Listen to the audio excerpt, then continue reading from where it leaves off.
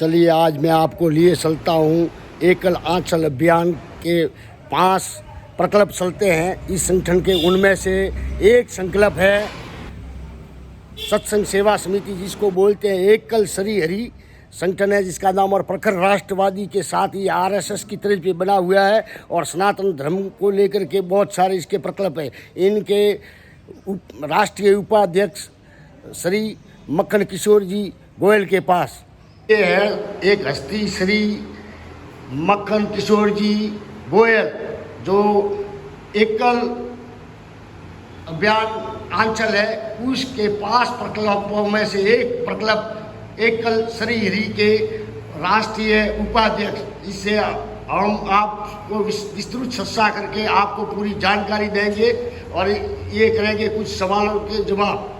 देखिए आप, ये है अपने एकल श्री हरि के राष्ट्रीय उपाध्यक्ष श्री मक्खन किशोर जी गोयल। इनसे हम बहुत कुछ जानेंगे। पहले आप अपना परिचय बताइए। नमस्कार जी सर, मैं मक्खन किशोर गोयल मूल निवासी जोधपुर का हूँ। अभी बेंगलोर में रह रहा हूँ और मैं पहले भीनमाल में राजस्थान के वडोदरा ग्रामीण बैंक में मैनेजर भी रहा हूँ 4 साल, और अभी मेरे पास एकल श्री हरि का राष्ट्र उपाध्यक्ष का दायित्व है। इस नाते पूरे भारत में मेरा प्रवास रहता है। आपका उद्देश्य क्या हुआ इस संगठन से जुड़ने से, श्री एकल श्री हरि से? आपका उद्देश्य इस उद्देश्य को लेकर इस संगठन से आप जुड़े हैं? हमारा मेन उद्देश्य ये है कि हमारे पूर्वजों ने जो एक बहुत अच्छी संस्कृति हमको धरोहर के रूप में दी है, वो संस्कृति आने वाली पीढ़ी तक जाए, देश के अंदर हिंदू धर्म का संवर्धन हो, आने वाली पीढ़ी धर्म को समझे, ये मेन उद्देश्य हमारा है। इस संगठन के क्या क्या कार्यक्रम या क्या क्या प्रकल्प है इस एकल आंचल अभियान के, इसके बारे में थोड़ा बताइए। ऐसा है कि 30 साल पहले अपने राष्ट्रवादी विचारधारा के कुछ लोगों ने एक ये तय किया कि देश के गांवों की स्थिति ठीक नहीं है, तो गांवों का विकास होना चाहिए। तो उन्होंने एकल अभियान के नाम से एक अभियान शुरू किया। तो हमारे अभियान के अंदर 5 तरह के कार्य चलते हैं। पहला प्राथमिक शिक्षा का काम, दूसरा आरोग्य का काम, तीसरा ग्रामोत्थान का काम, चौथा भारत के संवैधानिक अधिकार सभी को मिले उसको जागरण का काम बोलते हैं, और 5वां संस्कार शिक्षा का काम। अच्छा, यानी कि आपके जैसे कि 5 तत्व होते हैं, उसी तरह आपका भी 5 मूल उद्देश्य मूलभूत से ये है कि समाज को मतलब आगे बढ़ाना और सनातन संस्कृति को जीवित रखना, अपनी जड़ों से जुड़ करके, यही है। हाँ, तो अब आप जिस प्रकल्प को लेकर चल रहे हैं उसके बारे में थोड़ा विस्तृत रूप से हमको बताएंगे, जो जानकारी हमारे भीनमाल व भीनमाल क्षेत्र के लोगों व अन्य जो देश प्रदेश में जुड़े हुए लोग उनके साथ भी साझा होगी। तो 5 प्रकल्पों में 4 प्रकल्प के बारे में ज़्यादा चर्चा नहीं करूँगा मैं। अब जो हमारी संस्कार शिक्षा का काम है उसके अंदर हमारी बहुत सारी 16-17 तरह की योजना है। सबसे पहले हमारी योजना ये है कि हमारा 30 गाँव, हमारे 30 साल पहले कुछ राष्ट्रवादी और हिंदुत्ववादी लोगों ने ये तय किया कि देश के अंदर संपूर्ण देश का विकास होना चाहिए, गाँवों का भी और शहरों का भी, और विकास के साथ साथ में संस्कृति संस्कार ये भी जाने चाहिए। तो उन्होंने 5 तरह के कार्य शुरू किए। प्राथमिक शिक्षा का काम, आरोग्य का काम, ग्रामोत्थान का काम, संवैधानिक अधिकारों को दिलाने का काम और संस्कार का काम। तो ये जो 5 प्रकार के प्रकल्प है उसमें संस्कार का जो प्रकल्प है उसका मैं राष्ट्रीय उपाध्यक्ष हूँ। तो हमारे संस्था का मुख्य उद्देश्य ये है कि हमारे पूर्वजों ने जो इतनी गौरवशाली वैभवशाली सांस्कृतिक धरोहर हमको दी है, वो धरोहर आने वाली पीढ़ी तक जाए, हमारे बच्चों के अंदर धार्मिक संस्कार बने और एक सशक्त भारत, सांस्कृतिक भारत का उदय हो जो विश्व का नेतृत्व कर सके। तो इस नाते हमारी बहुत सारी योजनाएं हैं। उसमें सबसे प्रथम हमारी योजना है कि हम हर 30 गाँव के ऊपर हमारा एक सत्संग साधक होता है, जो उन 30 गाँवों के अंदर हर घर के अंदर तुलसी का पौधा हो, गाय का पूजन हो, वो सामूहिक रूप से आरती करे, और गांव के अंदर लोगों में मंदिर जाने की परंपरा बने, सामूहिक रूप से सत्संग करे। वो सत्संग के पीछे हमारा एक भाव ये भी है कि व्यक्ति गांवों के अंदर नशा करने की प्रवृत्ति बढ़ गई है। तो हमारा ये सोच है कि अगर वो सत्संग का नशा उसको लगेगा तो वो जो शराब का नशा वो छूटेगा उनका, और लोगों के धर्म के प्रति रुझान बढ़ेगा। आस्था भी बढ़ेगी और दशामुक्ति भी होगी साथ और साथ में। दूसरा सबसे बड़ा ये रहता है कि जिस गांव के अंदर धार्मिकता बढ़ती है, जी। धार्मिक उत्सव होते हैं, वो आपस में समन्वय रहता है, प्रेम रहता है, झगड़े नहीं होते हैं, हाँ सौंदर्य रहता तो उसके कारण एक राष्ट्र का विकास होता है। है। जी तो दूसरी हमारी एक योजना है एकल श्री हरि कथा योजना।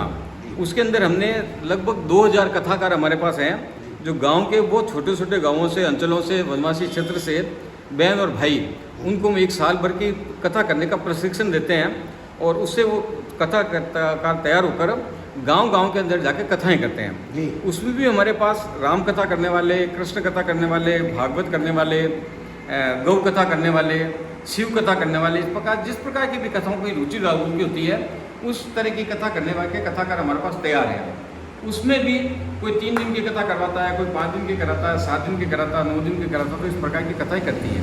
जी वो ये सशुल्क या निःशुल्क ये जो कथा करवाते हाँ, हैं। वो कथा में हमारा एक और दृष्टिकोण ये रहता है कि वर्तमान में क्या हो गया कि बड़े बड़े कथाकार जो आते जी। हैं वो पैसा लेकर कथा करते हैं।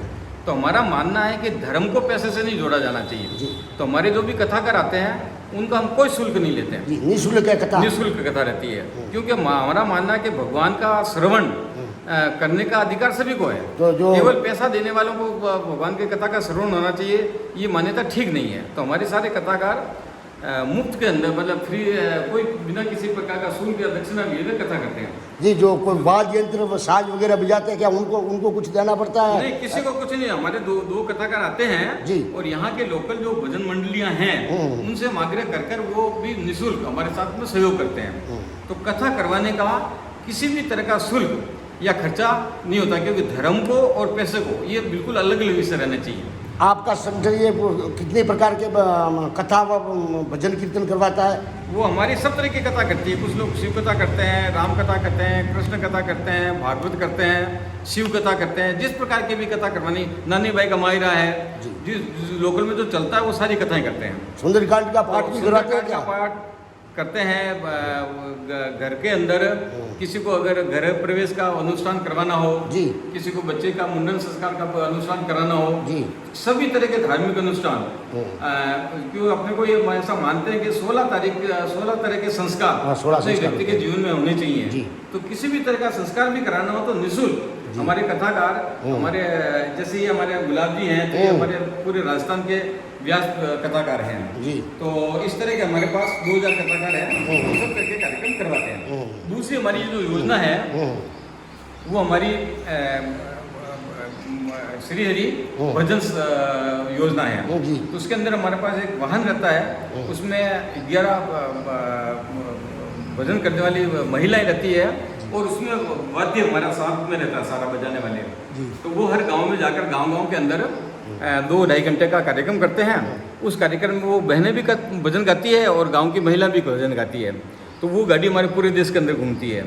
इसी प्रकार हमारी एक योजना है जो रामलीला और कृष्ण लीला पहले होती थी, इस प्रकार की नाटिकाएं करने वाली एक टीम है, जाकर रामायण कृष्ण लीला के नाटक वो करती है। वो टीम हमारी कोरोना से पहले अमेरिका गई थी। 55 देशों के अंदर उन्होंने अपने ये कार्यक्रम किए थे। 55 देशों में? 55 देशों के अंदर, क्योंकि वहाँ भी भारतीय रहते हैं, उनको भी संस्कार की ज़रूरत है, उनकी पीढ़ी को भी भारतीय संस्कार चाहिए। इसके अलावा हमारे जो गाँवों के अंदर है वो सामूहिक रूप से हिंदू त्यौहार गांव के लोग मिलकर मनाए और अच्छी पद्धति से मनाए, वैज्ञानिक तरीके से मनाए। और हिंदू त्योहारों का क्या वैज्ञानिक महत्व है, क्या सांस्कृतिक महत्व है, क्या धार्मिक महत्व है, ये लोगों को समझाए। तो इस तरह का एक धार्मिक वातावरण, व्यक्ति कितना भी बड़ा हो जाए, कितना भी पैसे वाला हो जाए, अगर उसके साथ उसमें संस्कार नहीं है तो उसका जो ज्ञान है, उसकी जो बुद्धि है, उसकी जो ताकत है वो नेगेटिव दिशा में जाती है। इसका सीधा सीधा उदाहरण राम और रावण का है। रावण भी कम विद्वान नहीं था, लेकिन कुमुति और सुमति, ये जो हनुमान चालीसा में आया है, तो व्यक्ति कुमुति से सुमति की ओर जाए, उसकी सारी शक्ति, उसका सारा संस्कार, उसका सारा धन, उसकी सारी ताकत समाज के लिए काम आए, एक दूसरे के। और यह भारतीय संस्कृति की विशेषता है। केवल भारतीय संस्कृति ऐसी संस्कृति है जो वासुदेव कुटुंबकम की बात करती है। तो अगर हिंदू धर्म का प्रचार प्रसार सही रूप से होता है, हिंदू राष्ट्र सशक्त होता है, हिंदू का सांस्कृतिक जीवन उन्नत होता है, तो संपूर्ण विश्व की शांति के लिए एकमात्र विकल्प हिंदू संस्कृति ही है। मैंने विश्व की सारी संस्कृतियों का अध्ययन किया है। किसी भी संस्कृति में अपनी संस्कृति को छोड़कर दूसरे का सम्मान करना ऐसा भाव ही नहीं है। जबकि हमारी संस्कृति ये कहती है कि वासुदेव कुटुंबकम, सब अपनी अपनी संस्कृति से अपनी अपनी पूजा पद्धति से जीते हुए एक दूसरे के लिए जिए, पूरे विश्व को एक परिवार माने। और इतना बड़ा, इतना उच्च जो हमारा एक आदर्श है, हमारी एक संस्कृति है, उस संस्कृति को जीवित रखना, उस संस्कृति को अगली वाली पीढ़ी तक पहुंचाना, ये हम सबका दायित्व है। और इसी दायित्व का निर्वहन के लिए हम विभिन्न प्रकार के कार्य। और ये भिनमाल क्षेत्र को लेकर के आपका संगठन के क्या प्रकल्प है, क्या कार्य योजना, उसके बारे में थोड़ा सा बताइए। जैसे कि ये सभी को ज्ञात है कि आज शाम को वाराश्याम भगवान के मंदिर में एक आप बैठक लेंगे और शहरवासियों से जुड़ेंगे, और जिसके बारे में उसके आगे की कार्य योजना थोड़ा बहुत खाका हमको बताइए। जैसे मैंने बताया कि भारत के 1,08,000 गाँव हमारा काम है जी। नेपाल राष्ट्र में 20,000 गाँव काम है। ऐसे जालोर जिले के अंदर हमारा 200 से ऊपर अधिक गाँवों में काम है जी। तो जालोर का जो राजस्थान को हमने 3 भागों में बांट रखा है, उसको हम भाग बोलते हैं, जोधपुर भाग, चित्तौड़ भाग और जयपुर भाग। तो भीनमाल जो भाग है उसका हमारा सारा काम आपके अपने यहाँ के जो वकील सुरेश जी हैं वो देखते हैं। तो हमारी एक पूरी समिति बनी हुई है। हमारे यहाँ हर गांव 200 गांवों के अंदर हमारा कार्य है। हमारा एक आचार्य करता है, नियमित सत्संग होते हैं। तो और इन्हीं सब योजनाओं को, कथाओं को आगे बढ़ाने के लिए, भजन संध्याओं को बढ़ाने के लिए, एक सघन रूप से कार्य करने के लिए आज शाम को वाराश्याम मंदिर में भीनमाल के सभी प्रतिष्ठित नागरिकों का, धर्म प्रेमी बंधुओं का, विभिन्न समुदाय के अध्यक्ष सचिवों का एक सामूहिक मीटिंग रखी शाम को 6 बजे, जिसमें विस्तृत रूप से एकल शरीर क्या कर रहा है और समाज की भूमिका क्या है। समाज के लोग इस हमारा जो अभियान है, ये एक्चुअली संस्थानीय अभियान है, इस अभियान को आगे बढ़ाने के लिए किस तरह का सहयोग कर सकते हैं। और हमारा देखो सेवा, संस्कार, शिक्षा, भजन, इन सब का मुख्य उद्देश्य ये है कि इन सब के माध्यम से एक सशक्त संगठन खड़ा करना जी। उस संगठन के माध्यम से हिंदू समाज को संगठित करके शक्तिशाली बनाना, और उस शक्तिशाली हिंदू समाज के माध्यम से राष्ट्र को शक्तिशाली बनाना, और राष्ट्र परम वैभव की स्थिति में पहुँचे, जो पहले हमारा जगत गुरु की स्थिति थी उस स्थिति में पहुँचे, विश्व का मार्गदर्शन कर सके। और आपका विश्व का जगत गुरु भारत को बनाने का मुख्य उद्देश्य है। हाँ, मतलब हमारा मूल उद्देश्य केवल भारत ही नहीं है, हमारा मूल उद्देश्य विश्व के अंदर शांति स्थापित हो, विश्व के अंदर भाईचारा बने। वासुदेव कुटुंबकम का जो हमने नारा दिया है वो असली रूप में, कार्य रूप में परिणित हो।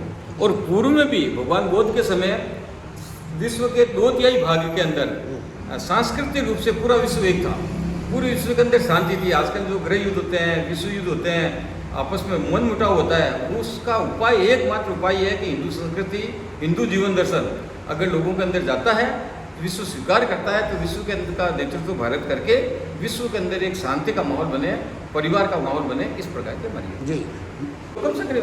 मक्खनलाल जी, आपने बहुत सावधानी पूर्वक और अच्छे जवाब दिए हैं, और ये जानकारी सभी के लिए काम आएगी। और आपका उदाहरण व अनुभव देखकर लगता है कि इस संगठन व हिंदू समाज को, बहुत राष्ट्र को, बहुत ही आप जैसे लोगों के द्वारा बहुत फायदे होने वाले हैं। बहुत बहुत आपका धन्यवाद। नमस्कार, धन्यवाद। शाम को मिलते हैं, ठीक है। धन्यवाद। देखते रहिए भीनमाल हलचल।